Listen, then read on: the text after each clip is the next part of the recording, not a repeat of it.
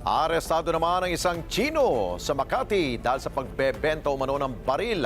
At sa iwalay na operasyon din sa lungsod ng Pasay, tiklo ang isang lalaki dahil sa pagbebenta ng pekeng medical certificate. Mar Gabriel sa balita.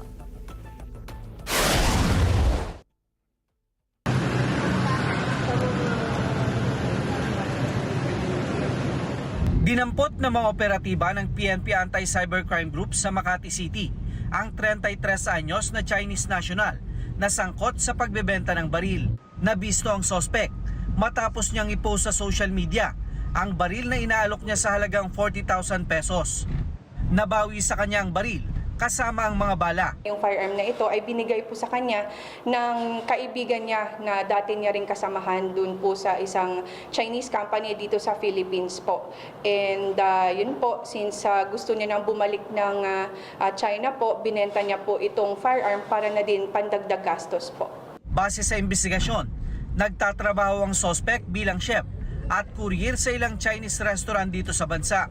Inaalam na ng mga pulis kung saan galing ang baril na napag-alamang nakapangalan sa isang Pinoy at expired na ang lisensya noon pang 1999.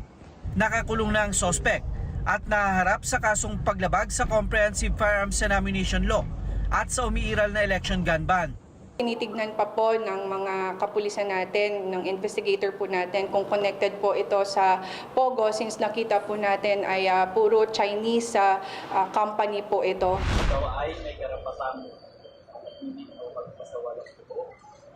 Sa hiwalay na operasyon sa Pasay City, arestado naman ang isang lalaki na nagbebenta ng mga peking medical certificate na inaalok niya online sa halagang 200 pesos.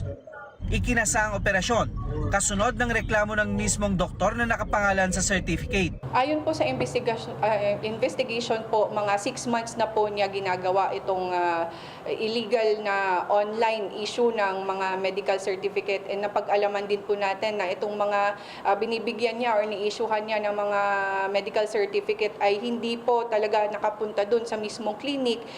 Nang maaresto ang suspect, dito na nabisto na boyfriend siya ng pamangkin ng doktor. Kaya inaalam na kung paano niya na-access ang mga medical certificate ng biktima.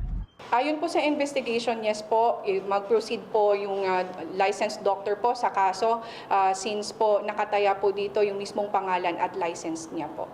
Nahaharap ang suspect sa patong-patong na kaso, kabilang na ang identity theft at forgery, kaugnay sa Cybercrime Prevention Act.